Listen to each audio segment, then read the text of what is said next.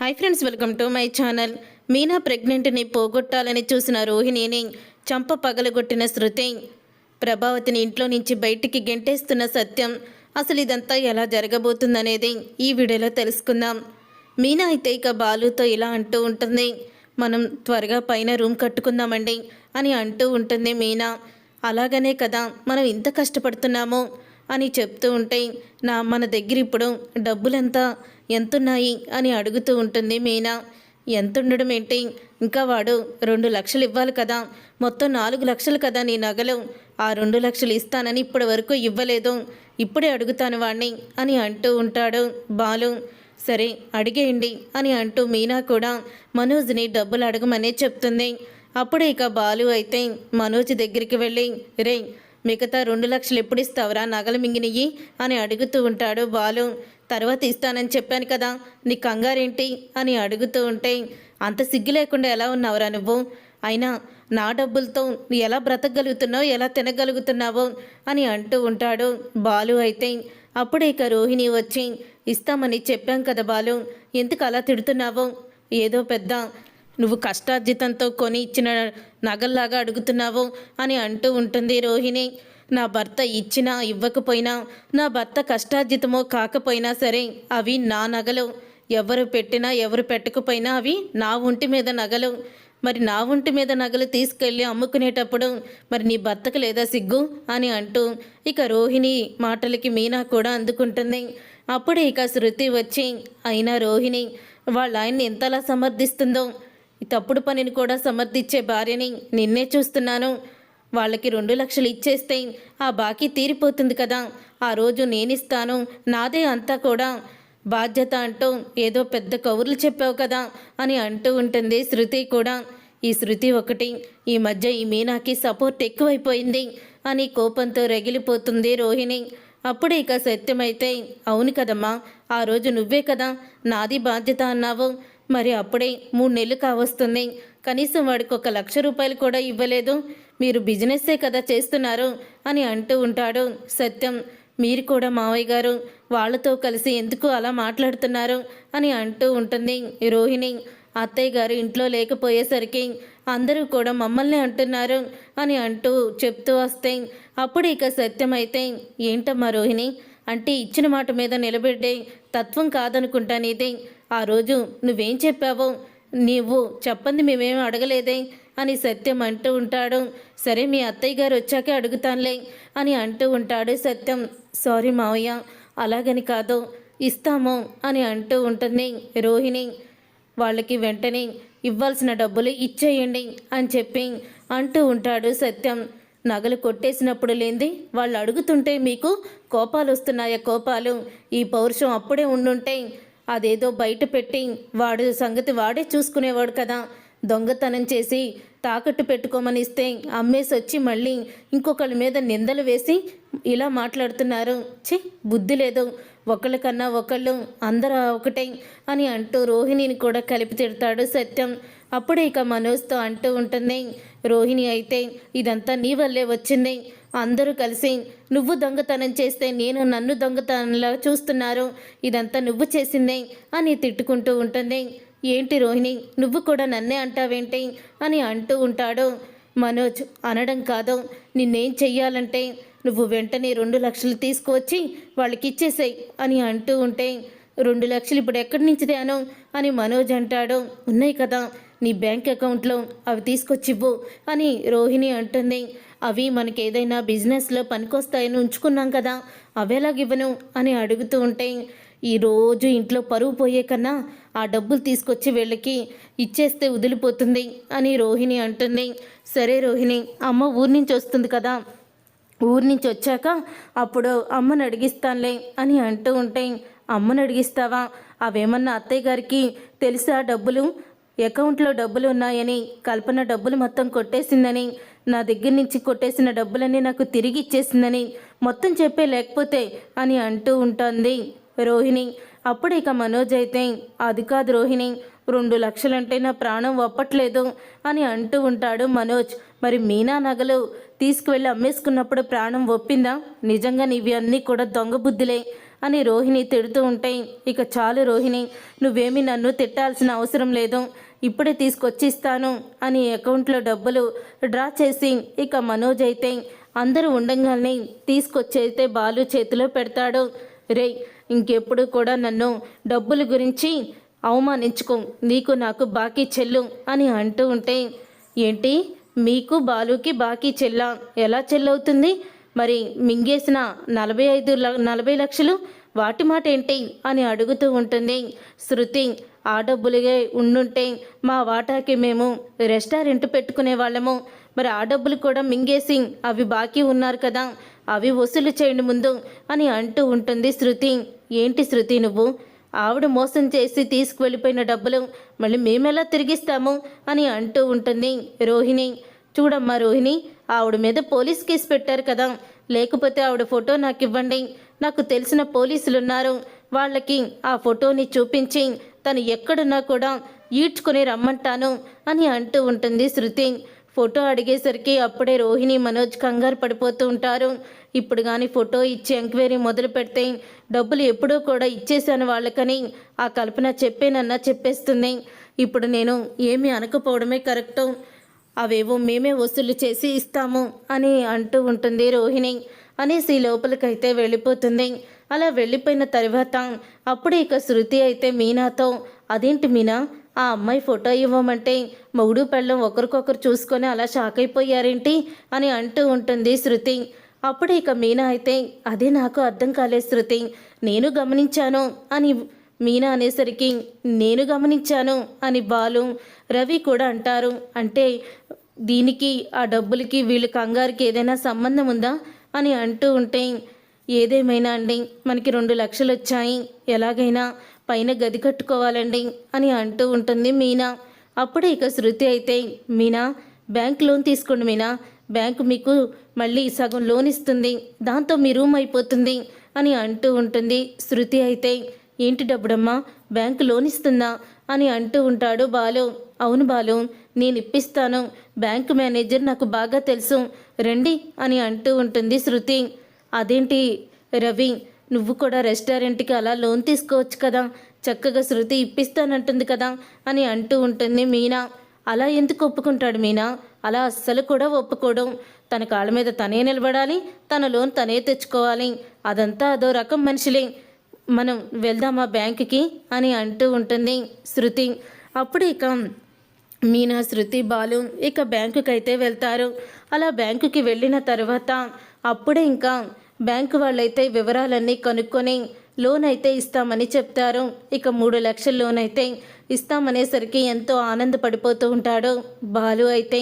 ఇక ఎంతో ఆనందపడిపోతూ మొత్తానికి మనకి చక్కగా వచ్చేసినాయి లోన్ డబ్బులు, ఇక మనం గదిని ప్రారంభించేద్దాము అని గది రూమ్ అయితే పైన ప్రారంభిస్తారు.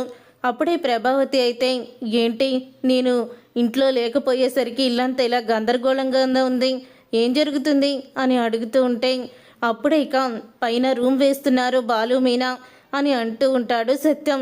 ఏంటి రూమ్ కడుతున్నారా అని ఆశ్చర్యపోతుంది. చేసింది కదా శబదం మీనా శబదం చేస్తే అది జరిగిపోవాల్సిందే, అందుకని పైన రూమ్ కడుతున్నారు అని అంటూ ఉంటాడు సత్యం. అప్పుడే ఇక మీనా అయితే ఇలా అంటూ ఉంటుంది, మావయ్య 2 రోజుల్లో రూమ్ సిద్ధమైపోతుంది అని ఎంతో సంబరపడిపోతూ ఉంటుంది. ఆయన వీళ్ళ కట్టేది ఎలా ఉంటుందిలే, పైన ఏ తాటాకో రేకో వేస్తారు, అంతకు మించేముంది అని అంటూ ఉంటుంది ప్రభావతి. తర్వాత కొత్త మంచం అలాగే టీవీ అన్నీ కూడా కొనుక్కొని వస్తారు మీనా బాలు. ఇక అన్నీ కూడా గదిలో సెట్ చేసేస్తారు. చేసేసిన తర్వాత ఇక గదికి రిబ్బన్ అయితే పెడతారు. ఇక రిబ్బన్ పెట్టి అందరినీ కూడా, అందరూ పైకి రండి, మా గది సిద్ధమైపోయింది, మేము గృహప్రవేశం చేస్తున్నాం, రండి రండి అని అంటూ ఉంటాడు బాలు. అప్పుడే పైన ఉన్న గది బయటికే చాలా అందంగా కనపడుతుంది. అబ్బో చాలా అందంగా ఉంది బయటికే అని అంటూ ఉంటుంది ప్రభావతి. మనోజ్ కూడా శృతితో, శృతి మనం ఈ గదిలోకి వచ్చేద్దామా, ఈ గది భలే ఉంది కదా అని అంటూ ఉంటాడు. మనోజ్ అయితే, సిగ్గులేదు అలా అడగడానికి, ఎల్లా ఆ విషయం బాలుకి చెప్పు, లాగిపెట్టోడు కొడతాడు అని అంటూ ఉంటుంది రోహిణి. తర్వాత ఇక రిబ్బన్ కట్ చేసేది ఎవరు అని అడుగుతూ ఉంటుంది శృతి. మన ఇంట్లో అందరూ మంచి కోరుకునేది ఎవరు వాళ్ళే అని అంటూ ఉంటాడు బాలు. ఇంకెవరు, నేనే అయి ఉంటాను, నేనే కదా అని ప్రభావతి ముందుకు వెళ్తూ ఉంటే శృతి చేతికిచ్చి, శృతి నువ్వే కట్ చేయి అని అంటూ ఉంటే అప్పుడు ఇక శృతి షాక్ అవుతూ నేనా అని అంటూ ఉంటుంది. అవును శృతి, నువ్వే కదా కారణం అని అంటూ ఉంటుంది. మీనా అయితే అప్పుడే ఇక శృతి అయితే చాలా ఆనందపడుతూ ఉంటుంది.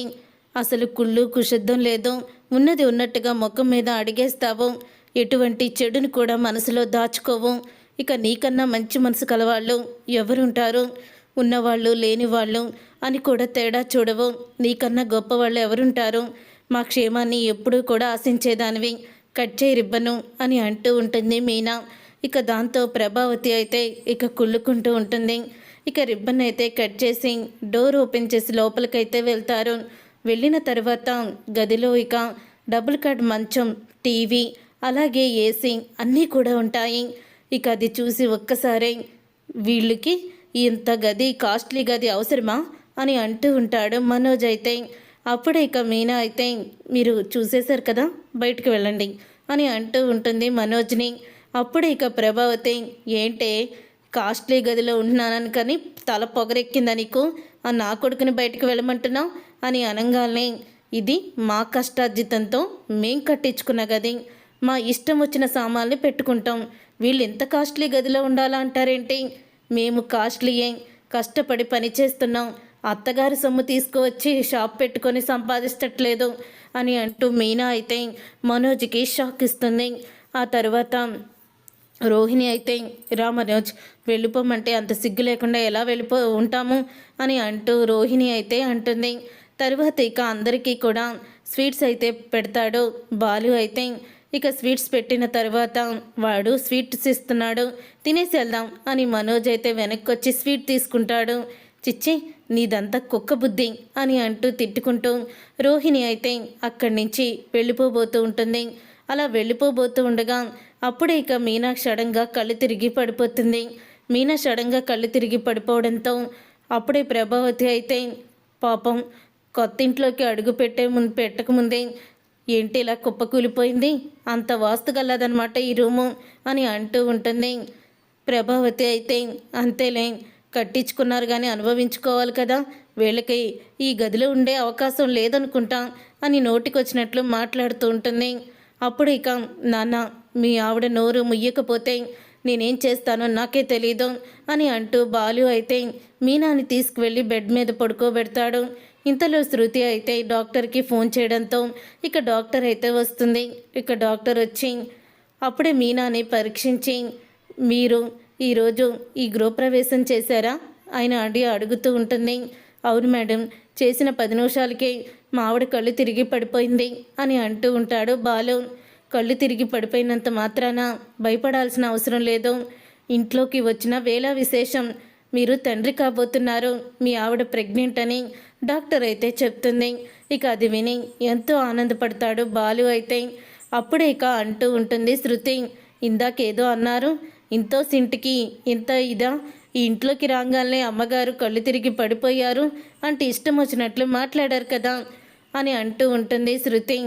ఇప్పుడు రోహిణి కాకుండా ముందు మీనానే ప్రెగ్నెంట్ అయింది, ఇప్పుడు వెళ్ళండి మీ కోడల దగ్గరికి అని శృతి అయితే ప్రభావతితో అంటుంది. అప్పుడు ఇక ప్రభావతి అయితే రోహిణి దగ్గరికి వెళ్తుంది.